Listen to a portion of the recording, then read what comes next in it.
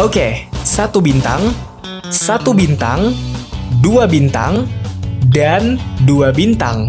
Untuk semua link base yang ada di video ini, kalian bisa dapatkan di deskripsi video dan juga pin komentar.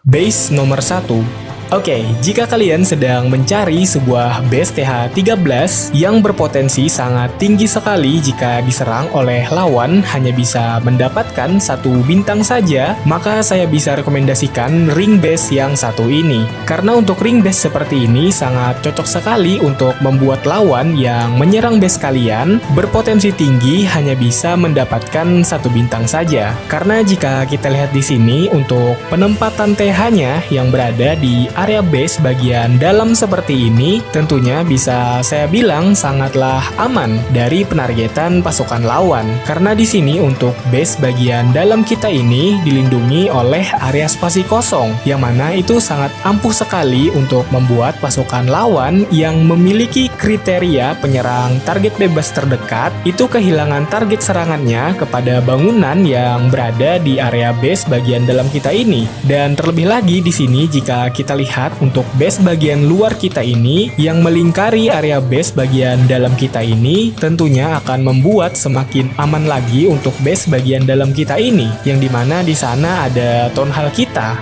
Dan apa yang akan terjadi jika town hall tidak berhasil dihancurkan? Yap, 1 bintang.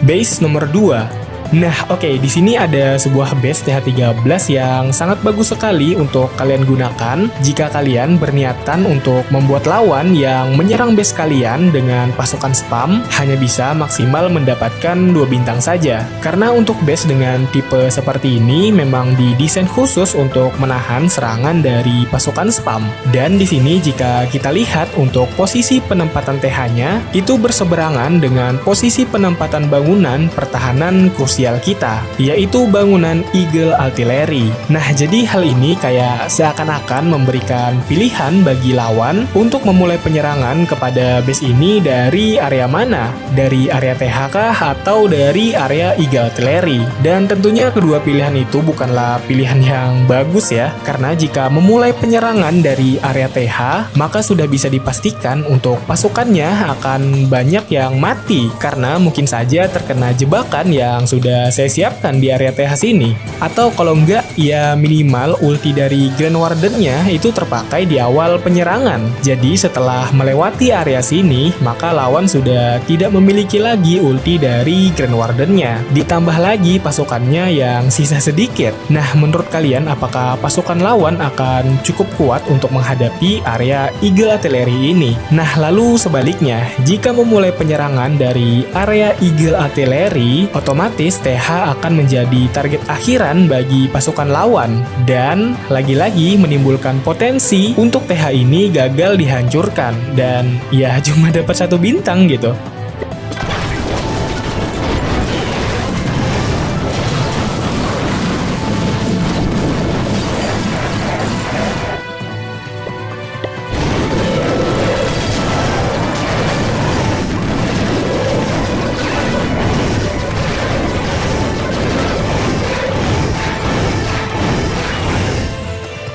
Base nomor 3.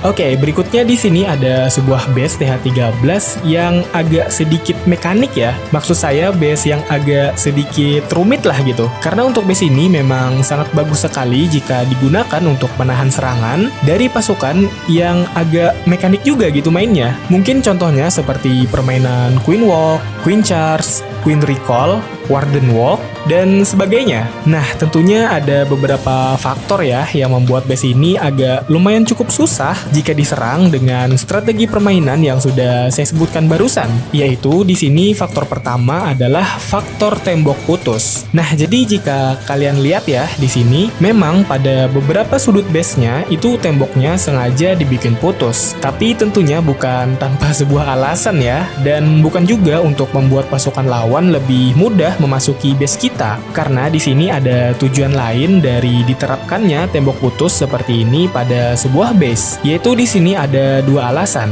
Alasan yang pertama itu untuk mengacaukan penargetan dari wall breaker, dan untuk alasan yang kedua itu untuk mempersulit pasukan penyerang jarak jauh untuk memasuki base kita. Nah, oke, jadi itu adalah faktor pertama, yaitu tembok putus. Lalu faktor yang kedua yaitu di sini faktor penempatan bangunan. Karena jika kita lihat di sini, memang hampir semua pertahanan krusial kita itu aman dari jangkauan hero ratu lawan. Contohnya di sini ada 3 bangunan Inferno kita, dan 2 bangunan ketapel, dan bangunan Eagle Artillery, dan tidak lupa juga Town Hall. Nah, jadi semua bangunan pertahanan yang sudah saya sebutkan barusan itu sangat aman dari jangkauan hero ratu lawan. Karena mengingat untuk jarak serangan bagi hero ratu itu adalah 5 petak. Sedangkan untuk bangunan pertahanan krusial yang sudah saya sebutkan barusan itu berada di petak ke-6, bahkan lebih.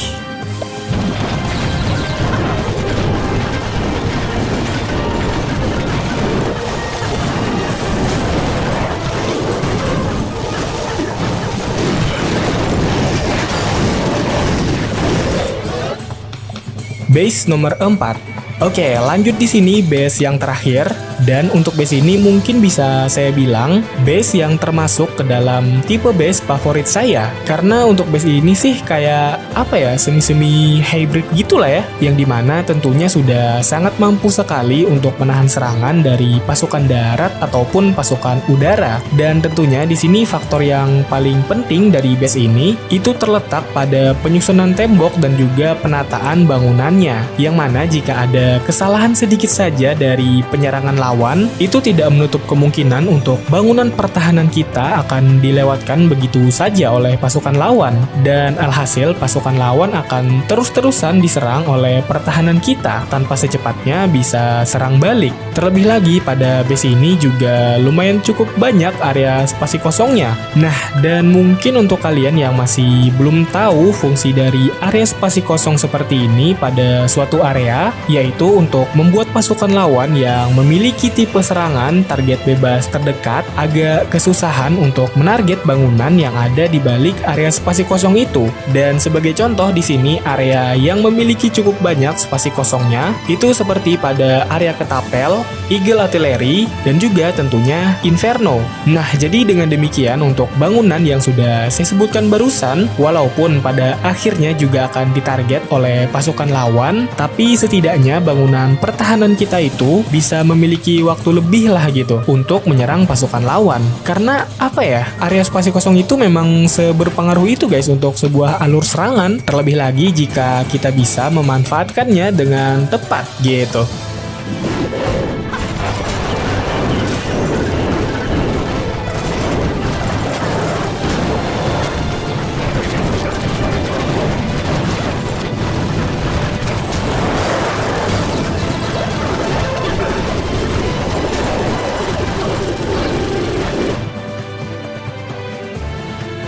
Dan oke lah, seperti biasa ini adalah base bonus aja sih. Mungkin buat kalian yang lagi mencari sebuah base TH13 yang tampilannya rapi gitu ya, dan desainnya juga minimalis dan tentunya enak dipandang, ya bisalah kalian coba gunakan base seperti ini. Terlebih lagi mungkin buat kalian gitu ya yang baru naik ke TH13, desain base seperti ini harusnya akan lebih mempermudah kalian gitu untuk menyeleksi gitu untuk bangunan mana yang pengen kalian prioritaskan untuk di-upgrade. Dan oke lah, gua Padli will be back. Semoga